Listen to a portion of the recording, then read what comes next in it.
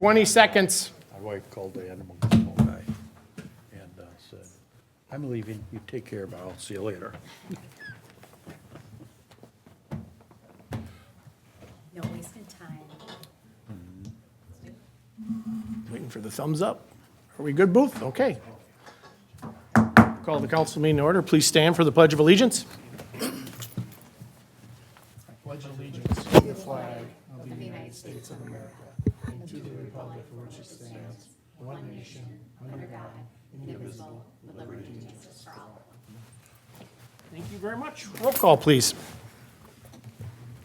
Councilmember Nordby's absent. Councilmember Woods. Here. Councilmember McKenzie. Here. Councilmember Schwer. Here. Mayor Muggy. Here. Thank you very much. May I please get a motion to adopt the agenda? So moved. So moved. Councilmember Schwer. Second. Second. Councilmember Woods. All those in favor say aye. Aye. Aye. Thank you. Consent items. Thank you, Mayor. Consent agenda. Item A, September 16th, 2025 meeting minutes. Item B, general claims of $2,377,279.09. Item C, HRA claims of $676.49. Item D, building permit report for August and September of 2025. Item E, set electric rates for EV charger time of use program. Item F, electric department purchase compact excavator. And item G, North Suburban Access Professional and Technical Service Agreement. Thank you very much. Would anybody like to pull items at this time? If not, can I get a motion to approve the agenda? So moved. So moved. Councilmember Woods, second. Councilmember Schwer. All those in favor say aye. Aye. Thank you very much. 6:31, open to the public. What's your first name? Eliza, thank you. I'm sorry. Welcome. Oh, thanks, and no worries, it's a bit of a weird one. Thank you so much for letting me come and talk to you all here today. So I know it's really exciting. I overheard you guys talking about the student housing project being confirmed, which is wonderful. And I 110% support the program because we really need it in our schools, especially for our young high schoolers to get into the trades. I was looking at the plan that was proposed, and I live actually just kittywampus across the street from the proposed park area and stuff. And I just kind of have a couple of concerns around the proposed building. I know it's a bit new for us, it's a twin home, and I do just worry a little bit for the space. I know that you've had an official survey and you have an architecture working on this, so you have really good people working on it. But because it's such a strangely shaped triangle at like those 5 corners, a twin home and having the garages face 7th Avenue, and it would be really big, I do have a bit of a worry for folks pulling out because people really do zoom down that road, even with all the lovely signage that we have. And I also do worry that there wouldn't be enough space for like the person living there to actually have like a yard at all, since it would be kind of like packed in. So those are kind of my concerns, since it is a really quaint neighborhood. It's mid-century homes, they're single family, and a majority of the houses like face the street with the garages in the back. I just kind of worry that it would look really strange.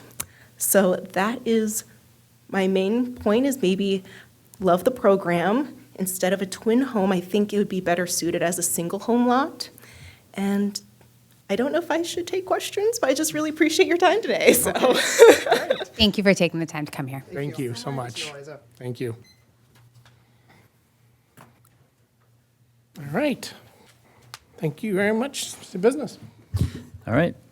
One item up on the city business action items and recommendations. It is the 2026 pavement management project, report on estimates and authorized final design. We have city engineer Morgan Dolly here for us. Thank you, Brian. Mr. Mayor, members of the council, this item before you tonight is basically a report, as we've done before, on our estimates completed during the preliminary evaluation and engineering for an upcoming project in 2026. That's the 2026 pavement management project. As with the 2024 project, this is primarily overlay or reclamation of the asphalt pavement, so focusing mostly on the asphalt, getting that back up to current modern conditions, and very limited utility work, although I'll go into more detail for this project moving forward. We have completed the preliminary data collection investigations. We're reporting on the costs and estimates, and the action item before you tonight is authorizing professional services proposal by WSB to continue on with the final design process, plans and specs, bidding in the spring, and then moving on to construction would be another phase that I'd be back to report to you following completion of the plans and specs as we move into bidding in the spring. So without further ado, I'll provide an overview of the project, the streets, the costs, and then I'll stand for any questions at the end before you consider any action. So as I mentioned, there are several different areas included in this project. The roadways were selected based on the existing conditions and evaluation by Public Works, also kind of combining the pavement conditions with any concerns that we may or may not have with the underground utilities. So the first area is on First Street from Indian Way to Navajo Road. And each one of these slides has an illustration as well. Area 2 would be Mohawk Road from 17th to McKnight, so that's immediately adjacent to the project area that is being worked on right now in 2025. Area 3 is 7th Street north from the cul-de-sac north to 9th Avenue. Area 4 is a few streets, so 6th Street from Holloway to 7th Ave, Cowan from 7th Street to 6th Street, and 7th Street from 7th Ave to Cowan. As you can see on the map, they all kind of fit together there, south of 7th Avenue. And Area 5 is kind of an entire neighborhood, so that includes Cowan Place, Memory Lane, Memory Court, Polaris Place, and Polaris Court. So the proposed improvements here, again, primarily surface improvements or roadway related. So it's either full pavement milling combined with new pavement, or potentially we might have to utilize some full depth reclamation if there's severe issues with the underlayment. But I think most of these are going to be mill all the way through the asphalt and then repave and maintain that gravel aggregate base everywhere we can underneath the street. So we'll be doing not full concrete barrier curb replacement, but only as needed. So just kind of select locations as identified by Public Works. We're currently estimating about 20% of the curb will need to be replaced. That'll be kind of subject to further review during final design. We'll have a more exact number as we move forward. We'll replace existing pedestrian ramps at crossings and get them up to ADA compliance. And extend at the north end of First Street, there's kind of I'll show you a graphic further on, there's a wide intersection with First and Navajo, I believe. It's kind of difficult for Public Works to plow and maintain. It's an intersection that just kind of keeps getting wider and wider, and there's a lack of concrete curb and gutter in that area, so we're actually going to propose to narrow that intersection throat a little bit, which should not only be easier for Public Works to maintain and to plow snow, also should be, I think, a safety improvement as well, too. When you don't have such a wide, expansive area for people to drive, I think it just further defines that intersection. It's currently just a yield sign north, moving north from First into Navajo.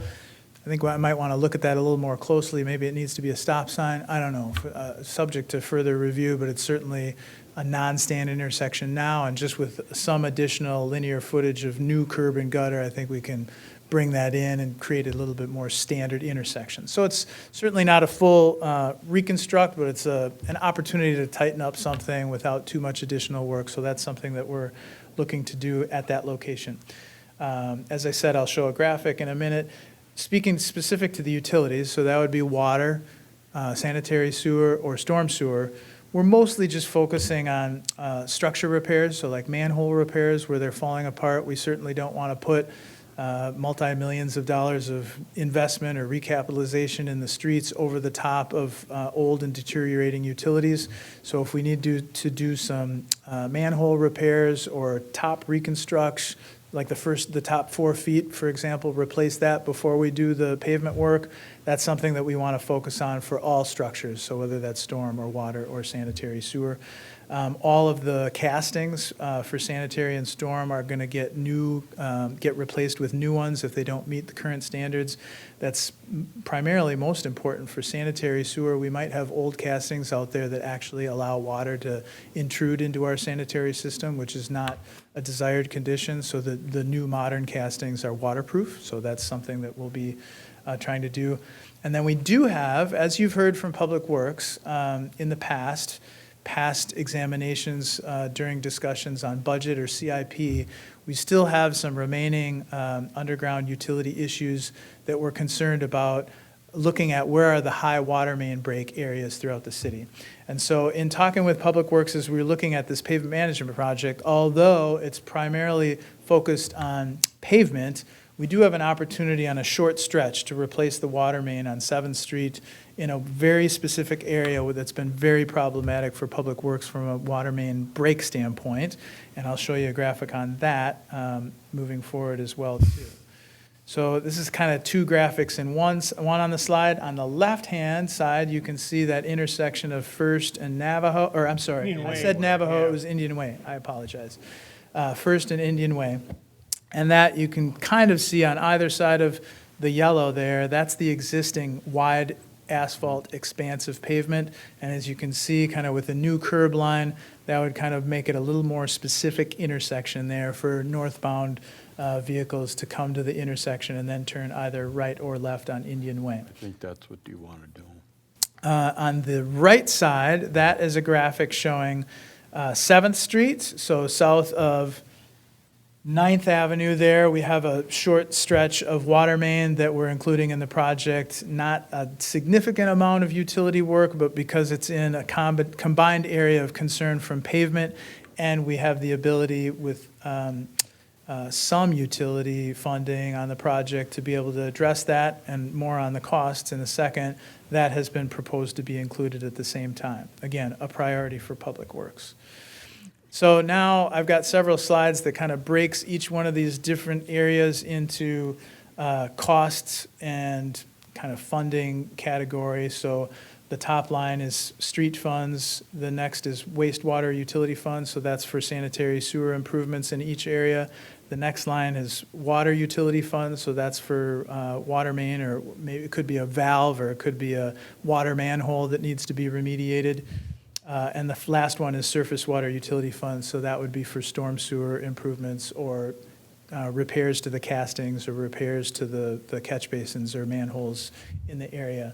So Area 1 is estimated at approximately $289,000 cost, and these are total project costs. So this is not only the hard construction costs, but also soft indirect for engineering, and there's contingency built in for unknowns or bidding risk, that sort of thing. Second area estimated at $384,000. Third area, $346 approximately $1,000. Area 4, $460,000. That entire neighborhood of Cowan, Memory, and Polaris, Area 5, that's estimated at $1.3 million. And the total, if you add all that together, is just about $2.8 million. Now, the next slide shows a comparison between that total project breakdown at $2.8 million compares to what's been authorized or included within the CIP. And there's a couple important things here. So most importantly, from a street standpoint, our current estimate at about $2 million compared to $2.4 million. Now, that $2.4 million includes the $2 million that was dedicated within this project fund and $403,860,000, which typically is in the pavement maintenance overlay program, which is dedicated every year. And on these even years, just as we did in 2024, that $403,860,000 for maintenance overlays can get combined in with this project. So we actually have some room within the streets category, is just what I wanted to highlight. Within the wastewater utility fund, we're significantly under. That is generally meant to, if there's extra there, that Public Works usually likes to do some sewer lining underneath these streets as needed, so that would be a separate project and a separate conversation with council. That's not included here because that's kind of specialty work. If that were to be bid out, we'd probably bid it just to lining contractors. And for the water utility fund, we are over. So within the CIP is $125,000. We're estimating $234,000. That's primarily because of the water main on 7th Street there. So that normally wouldn't be included in this type of a project. Public Works has had an initial conversation with the finance director. Moving forward, I think the finance director, and I mentioned this because it's going to be an important kind of evaluation. It's in my staff report.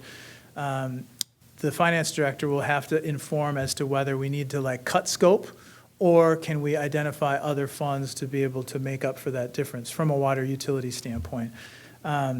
We don't have any indications to say that we need to cut scope at this point, but it just needs to be evaluated further before we go into bidding, right? So that'll be something that we'll evaluate between now and then, and I'll report to the council when we get to that point in terms of whether or not that street will be included or not. Public Works certainly wants it to be, but again, we need to be realistic with the funding that's available. So that'll be a point of further review. And then finally, the surface water utility fund, we're just barely over. So 280,000 compared to 240,000. So again, that'll require a little bit of review there, but it's not a significant difference. So hopefully that can be resolved. In totality, though, 2.8 million compared to 3.6 million, we are certainly overall under. However, those individual funding mechanisms need to be sussed out so that, we don't, each one of them is a limiting factor in and of itself, right? So we just need to evaluate. It could be that we get the green light from finance at some point, or it could be that the CIP that you're working on now requires some adjustment or amendment. I mean, that's not necessarily my job, but that might be something that might come before you. Knowing that, now we have more refined estimates, and it just informs maybe a possible change to that CIP moving forward, just so everything lines up, right? So that's a maybe. You may hear that in your future CIP and budgeting discussions. So with that said, schedule, if we're here starting the final design process in October, we'd expect to be complete with that in time to be before the city council in February, first meeting in February, for example, to authorize the bidding process. We receive bids back in March and award a construction contract in front of city council potentially at that second meeting in March. Look at a begin construction date of approximately May. Wrap everything up by September with final completion by October, unless they have some restoration issues, which we did see in 2024, or punch list issues that might occur early the next year before we final the contract. So with that, the next step would be for council to consider authorizing final design. There is a proposal from WSB in your packet for consideration. I can't, because I work for WSB, can't recommend that.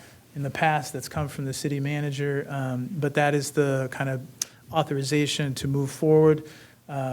It is hourly not to exceed, so we believe we've built in enough there, so we shouldn't probably need all of it. But if, for example, we have $400,000 more to work with from a pavement standpoint, and if Public Works wants to try to add another street, we've already gotten some calls on some additional streets throughout the city. That might be a scope adjustment, and I'm comfortable that, we wouldn't need to add any fee to that. So what you see here is what you get. I think we can complete the work as necessary, and if we move into construction, certainly I'll be back with another proposal for your consideration for, inspection during the construction process, just as we have on all the other projects. So with that, I'll stand for any questions. Happy to help you with understanding the scope or the project or the funding or WSB's proposal. I can answer questions on that as well, too. I appreciate you putting this together. I also appreciate you taking the amounts from our CIP to what you are bidding out to as we are preparing this year for next year's CIP. I have a question, especially with our roads, and maybe Ron and Randy can answer this too. the cost was significantly higher with the, you'd have to go back to the slide, I apologize, but it was the wastewater, and is that something that we need to evaluate further with our CIP? Because, I mean, I'm really bad at math, so we're just gonna go say, under the water utility fund, I'm just gonna round it up to $100,000. So if it's at that, if we're finding our roads that bad, is that something we really do need to evaluate and start factoring in those costs moving forward? So, so because this is new and we just kind of threw some numbers at this. This started off, this pavement preservation started off at like $900,000, and then we got it okayed to be $2 million. Working with Dan, the finance director, he percentage based, and he'd have to explain, I don't know exactly how he came up with the percentage of this. And I think some of it, with that wastewater fund being as big as it was, that was money that was used for sewer lining, that we would have set aside for sewer lining. Okay. So however that was figured in, percentage based, or whether it was not, or if you just left it in there as that. So like when you're saying, Cassidy, like for our water, we might like up that for a future budget to, in case we come across something like this that's on 7th Avenue for that. Just so we have some extra money if we come. Our goal is not to go and replace water mains and do this stuff while we're doing a pavement management project, but there's probably half a dozen breaks that are on this short stretch, and covering it up, it's kind of a risk. Right. But, if it's decided that, we're not gonna replace a water main, or we can't find funding for that, we're gonna pave it either way and just take the chance that, Sure. For it, But, yeah, technically, that money should be or that money that's in there for this kind of stuff, like Morgan said, it's for manholes and catch basins and stuff that we come across that we can fix kind of on the surface of the roads, just to get as much life out of these as we can. But, like Morgan said, you guys have needs as well, or you guys have desires that you want to fix. And if we'll use First Avenue as an example, I mean, how many water breaks have we had right there? Yes. And moving forward, when that road gets repaired, we're going to want to prepare for fixing all of that, and it's not going to be a patch job. Yes, somewhere like on First Avenue with that has 24 water main breaks on it, we don't even consider it for this pavement management. That's an odd year, the way. Yeah, that's a full. Yep. That's a full project Right. reconstruct. So we're taking these areas. These are graded on a curve. Some of our worst roads that we have, where we've had maybe the most complaints, and in deciding this, like I've said before, we not only go off the pavement management index that WSB creates for us every year. We sit down and talk with the guys that go out and actually patch the roads, that walk every inch of the roads. And like I've told you guys before, we have arguments on which road should get replaced. And it's not because, hey, my mom lives on that one or my grandma lives on that one. It's this road's worse than that one, and this. So, this thing's not the perfect solution for everything, but I think it's a great way for us to get our pavement score going up. Great. And when we come across some of these really, really bad roads, some of the guys will bring up, hey, we've had 6 water main breaks on this. Now we're gonna, and we're like, oh yeah. And then it's really hard to, there's really nothing left to patch on this road. So like I said, either way, we definitely work really hard to live within our budget that we have. We talk with Dan, we talk with Morgan, we look at those numbers. Randy spends, I don't know how many hours out there measuring curb, and he comes back and he's like, I measured it again, and now I got 150 more feet, and I don't know if that's gonna fit in the budget. I mean, he's talking feet, he's talking 30 feet. You think it'll be okay if we take, but if we come and present this to you guys and we're like, all right, we're $30,000 over, can we make it work? Yeah, we can live within a budget that the city can afford and the residents can afford, and that's one of our main goals, is to live within our means. But some of the stuff comes up, like this water main, and we're like, man, if we put this water main in and it's done, Right. we got the road, and hopefully this lasts us, we don't have to look back on this for 20 years. Now, we put the road in, or we go and we pave the road, and it's not like a whole neighborhood, but it's a road, and then all of a sudden, residents see us up there this winter digging through it, or next winter digging through Right. it. You know, be frustrating. it's kind of a, yeah, it's kind of a juggling act with that. Okay. So I want you guys to know that we definitely put a lot of thought into and lots of effort into trying to maximize what we can. I mean, you guys see You don't want to how do it twice, exactly. yeah, you've seen how the road turned out Yeah. out in front here Yep. on Margaret. You know, that's a mill and overlay, and you know people see that, and it's great. People are happy about it, but then they're like, why didn't you guys do the rest of Margaret? And you know that's all concrete, so a totally different thing. So Exactly. They don't you know, understand it's all that. yeah, it's a you know it's a balancing act, but. So if we, These numbers that we have for the utilities, for your questions, for Yeah. this type of project, we need to tweak them in and kind of see. And I think if we kind of know where we're going the following year. Right. We kind of can go out there and evaluate, we go and pop manhole lids, we look at the structures, just to try to get an idea of where we're at or what we think it might require for it. And each project that we do, so the 2024 one was the first one of these type of pavement preservation projects. This will be the second, so each one that we complete, we'll be able to, using bid prices, we'll be able to better estimate, you know, just on a linear foot basis, which will help us do better estimating for the capital improvement plan for these different little categories. Like Ron said, we started with some percentages that were also based on past projects, but now we're just, I think we're just needing to refine them, right? So Sure. if you took seventh, if you took that ninth with the water thing out of there, the budget probably would have been just fine. It would, it would be. So, and it's an overlay year, so that's good, but we might have to have a contingency for overlay years. Right. When we run into something, then we can be able to Yes, do so that. our, again, going into this planning, Sorry to hijack this. Randy's coming up now, you're in trouble. I just had one thing to say about the water main up there, and the only reason we're doing this one or looking at it is because there's not many services on this one. Like if this was in a residential area like by your house, Yeah. there's no way it would be in the project because the cost would be so high. High. There's only 3 services, I think. I think it's great to do it, you know, have a contingency, so we're not doing it twice, so it makes sense. Right. Yeah, it wouldn't necessarily be every one of these Nope. projects like this, and it certainly wasn't on the radar until we got into the preliminary work. It was something that Yep. came, that kind of, what you want to do is combine like utility concerns with pavement concerns, so you don't get into a situation where you just spent Yeah. whatever. And as a council, we want to be, you know, able to accommodate stuff like that, because, you know, when you Right. come across, we don't want to be, this is this, we want to be able to bring stuff in and have you have the concern and go, you know, let's do this now because we don't have to rip it up in a couple of years. It makes sense. So we want to be fluid. You know, we want a budget, but we also want a contingency, I think is. Well, and that's exactly it. So as I see this and the cost comparison, we're clearly saving money. But in the future, what's triggering me is we're in CIP, we're in the heat of it. Is that somewhere where we need to evaluate the fees? This is not a conversation, obviously, as you're presenting this, Morgan, but looking at those numbers makes me think we should probably reevaluate some of those fees so we do have some extra money as needed when those big things happen.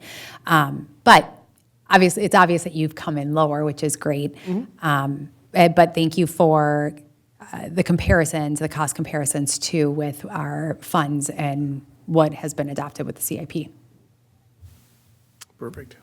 So when the residents, when you guys are going underneath these streets looking for the sanitary sewers, or scoping, as you would call it, should the residents be aware that they may have a problem, that they'll be notified that they might have to have a sewer lined, stuff like that?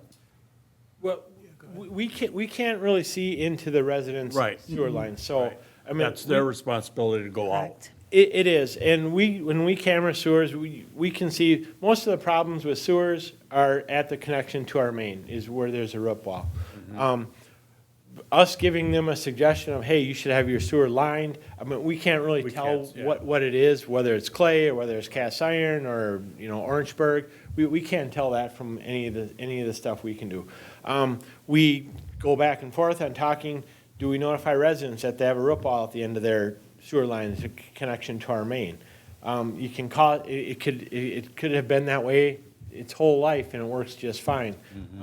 You know, it's kind of, you don't want to go knock on people's door and say, hey, you have a problem at the end of your sewer, you know? So we don't really go and, because we really don't have enough information to really tell them what's up, so. Excellent. All right, Looks good, Morgan. appreciate it. Okay, we've got the whole gang up here. Yeah, no kidding. You want I would like to make that recommendation to move forward with the planning process with WSB. All right. Can I get a motion for that, please? Make a motion. Councilmember Schwer, I'll second. second. Councilmember McKenzie. All those in favor say aye. Aye. Aye. Thank you very much. Thanks, Morgan. Thank you. Appreciate Tierney. it. Thanks, Morgan. All right, so next up, we have reports from city manager and departments. So we had a staff meeting today. The department's been busy with working with the licensed electrician for the EV charging installation and fee changes that they're got approval for tonight. They've been working on the construction and pole removals, and they brought in poles that used to be over at Burwald's place and brought them into our yard. We were able to condense enough stuff, get rid of some older equipment that happened that we weren't using anymore, and it's just nice to have it back at the shop. And they've been wonderful to work with, and just absolutely thankful that they allowed us to do that. You know, they are so busy and have so much equipment that sometimes it gets harder to get back to those poles, so this is just will work out well. So it's nice to have them back at the shop. They're continuing to replace cross arms and damaged poles around the system, which once they finish up those, they will go back into inspection mode over the wintertime and find any other issues that need addressing come next spring. They found an issue at the substation through their inspections that they do, and it's one of the, there's a readout for the amperages on one of the circuits that's out there that is kind of all over the place. So we're looking at getting that replaced. We have some work coming up next month to update some of the equipment that's out there, and we're going to be scheduling another contractor to come out and take care of that amp reading. Community development, they've been busy getting ready for the RFP, working with Angie from, well, they're with, was that FOSS? What's the name of that? FOF. That they will do, they work through Ramsey County and they'll do the free RFP for the trash recycles. So working on that. So more information to come back with you later on with that. They're also working on the fee schedule update, which will come back to you guys later this year. Also reviewing, updating ordinances on parking different pieces of equipment out in the road. Communications, Ava's been busy with, she's working on training for OpenGov that was previously handled under Kiri, so we're getting her up to date on training with that software. Also planning for the last event that she has planned for this year, which comes up December 5th for Holly Jolly Night out there at Casey Lake Park. HR has been busy with open enrollments coming up here at the end of this month. We got a couple different benefit meetings coming up. We have had the first successful payroll go through with the new Paycom system. Oh, keep going, keep going. Nope, and- Just got something to add on. Okay, and yeah, and that goes along with finance. Finance is still working out some of the wrinkles that are in there and getting that all up to date, and just hats off to all the work that went out to them.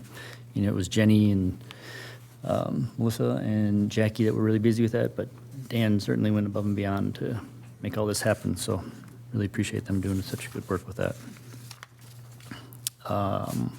PD had kind of an update on where their calls have been. They were up about 634 calls from this time compared to last year at this time.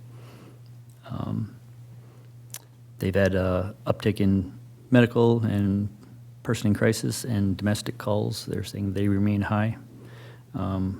They have 2 officers that are left in field training, and they were going to be finishing that up this month. So it's been nice to everybody get them up to speed and out on the streets on their own. Public Works has been preparing for clearly the new student built. Update on the road projects are going good. Gerald is now paved over. The only part that is left is the Shawnee going from McKnight over to Gerald, so.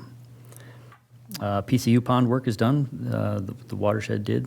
They put a berm out there, and what else did they do out there? Reconfigured some storm sewer pipes. Storm sewers. And then it started doing the irrigation blowouts already for the cold weather coming. So they're transitioning over to the fall maintenance and preparing for the winter operations. Fire had a good, successful booyah this year. They had a good turnout for volunteers. They about on par for the same revenue that they made last year for this.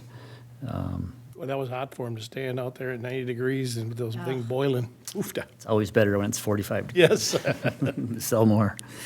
So their Fire Prevention Week is coming up here, so they're getting the poster contest is underway, which is always fun. Chief will be attending the Fire Chiefs Association Conference in Duluth next week, and they're bringing up their new truck up there to show it off up there, and kind of helps the manufacturer to show it off as well. And then when they bring that back, that'll be ready to get into service, and then take the old truck out of service. Yeah, which is the new engine is scheduled to be in service as of October 20th. One quick note on the road project I'd asked Randy and Ron about that you guys might hear about as well is if you're going down Margaret and turning on to Sepulveda, there's a bit of a drop or a little bump there, whatever you'd like to call it. They have tried numerous times, without success, unfortunately, to try to get a CenturyLink, who has a duct line that runs down that road that is starting to collapse and settle there. So they're still working on that. They're aware of it and looking to get it fixed. And that's all I got. I just wanted to add on, so I was reminded when city manager was mentioning our communications director, Ava, and some of the work that she's been doing, that just to remind the council and the public, we did get some calls last week, I think, from the public. So there's an ongoing lead service line inventory and identification and outreach effort happening now. There's information on the website. It's been kind of updated as we were getting some calls. There are going to be WSB representatives working on behalf of the city of North St. Paul. So as a part of your engineering firm, this is all funded by the Department of Health. So we got a grant from the Department of Health last year to do more outreach to try to identify or eliminate as many unknowns as we possibly can out there, trying to find the lead service lines and the galvanized service lines. Most of them realistically are copper or other materials, but again, that's in the interest of the state, the federal government. They've poured a lot of resources into trying to identify these things for future eventual replacement. We've also applied for grant funds to eventually replace any that are identified. But we haven't heard back. That's maybe something for this fall or winter. But I just wanted folks to know that there may be representatives that will be out kind of canvassing the neighborhood based on the information that we have, that there's an unknown, but it could be a lead or a galvanized. Just to ask the question, have you done the self-survey?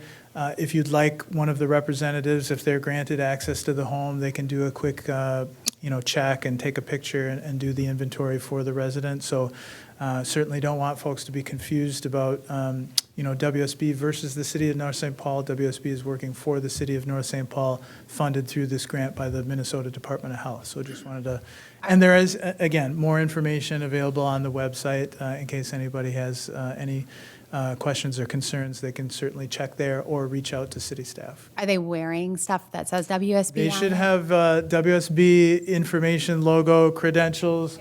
Tierney is, and a vest, so they will look like kind of public works / representatives of the city.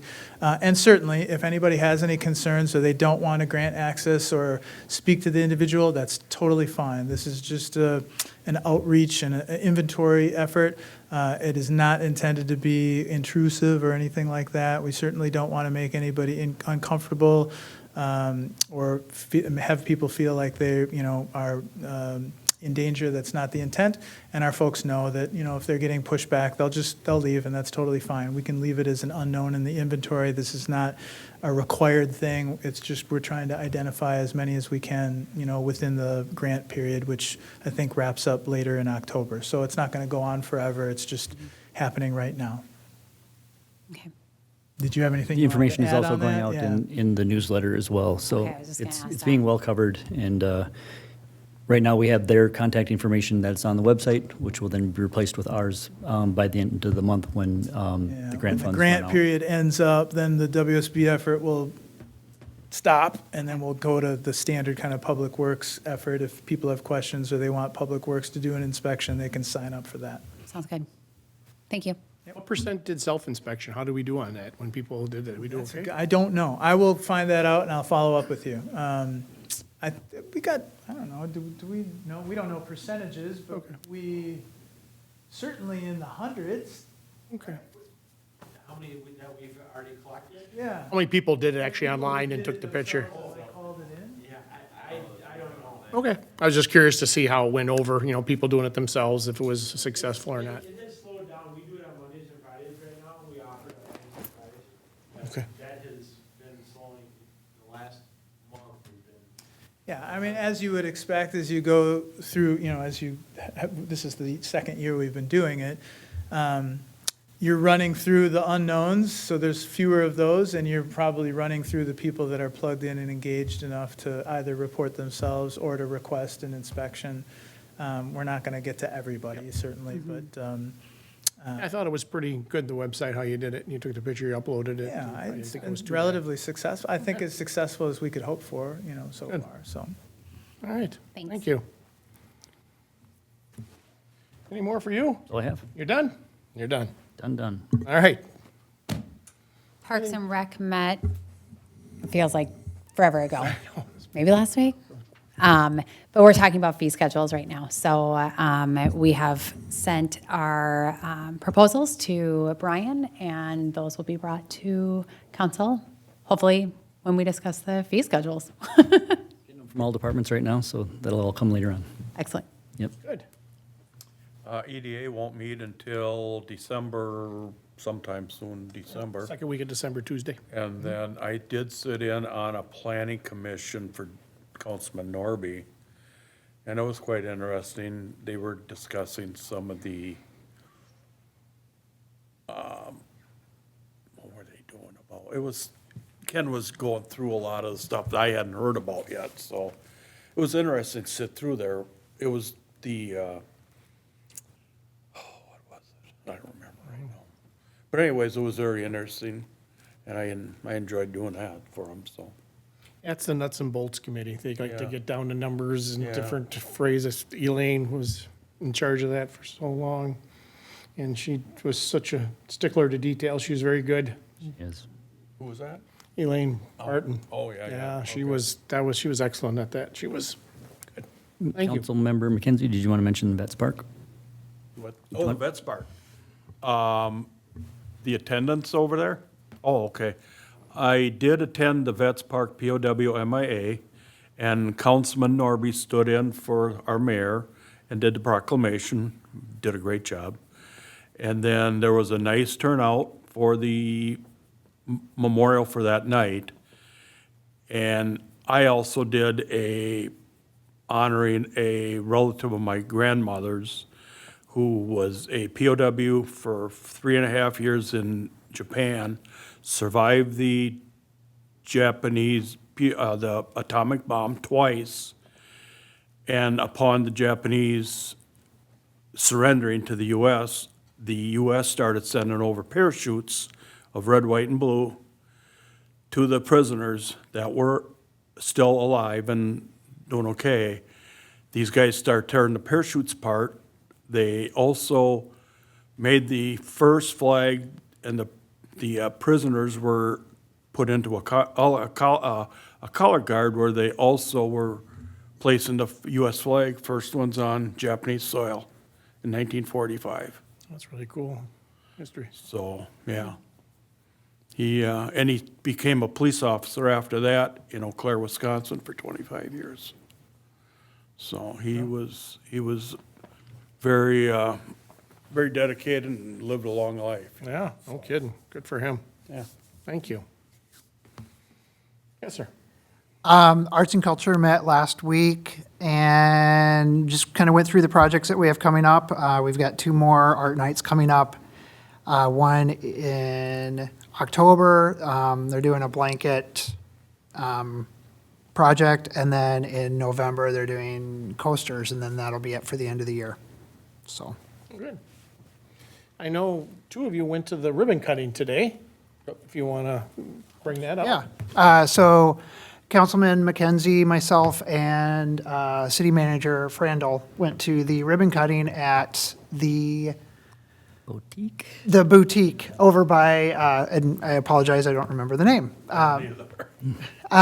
But it was awesome. It was very interesting. And it's right next to the pizza factory, so I encourage everybody to go over there and check it out. A lot of really, really cool stuff in there, so. Yeah.